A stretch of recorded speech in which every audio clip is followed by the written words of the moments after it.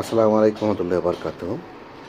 আসলে আমরা যারা রাজনীতি করি বা রাজনীতি করার সাথে জড়িত, দেখেন, পজিটিভ আর নেগেটিভ দুটোই কিন্তু দিক আছে।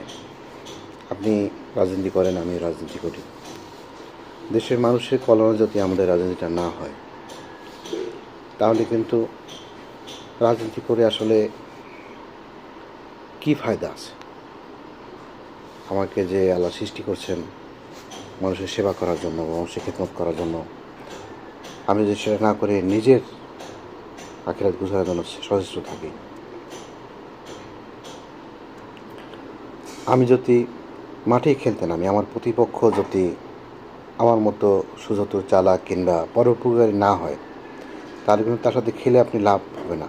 মানে সেখানে আপনার যেটা খুব ডিফিকাল্ট, কারণ আমার প্রতিপক্ষ সে চাইবে যে জোর চুরি করে অথবা সে অন্যায় করে জিতে আসা, আর আমি চাবো সৎভাবে খেলে জিতে আসা। এখন এখানে যদি সেও সৎ হয়, আমিও সৎ হই, তাহলে কিন্তু ফলাফল যেটাই হোক সেটা খুব সুন্দর এবং মেনে নেওয়ার মতো।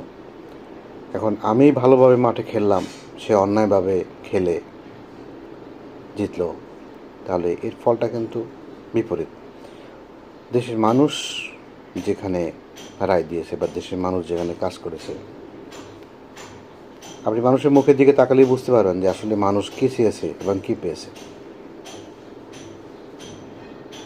থাকতে পারে আমাদের মধ্যে মতাদর্শের ভিন্নতা, থাকতে পারে বিভিন্ন কিছু থাকতে পারে, কিন্তু আসলে দেশে যদি কোনো লাভ না হয়, তাহলে কিন্তু সেটা আসলে কোনো দিনই কল্যাণ বয়ে আনবে না। আমার ব্যক্তিগত জীবনেও না, দেশের জন্যও না, এবং অপরের জন্যও না। তাই বলবো যে আসুন আমরা আসলে দেশের জন্য কাজ করি, নিজে সৎ থাকি, সৎ হই, অপরকে প্রাধান্য দেই। আমি হেল্প করে বলতে পারি যে আমাদের দ্বারা আপনার নিরাপদ, কিন্তু আপনার দ্বারা আমরা কি নিরাপদ কিনা সেটা কিন্তু ভেবে দেখবেন। ভালো থাকুন, সুস্থ থাকুন। আল্লাহ হাফেজ।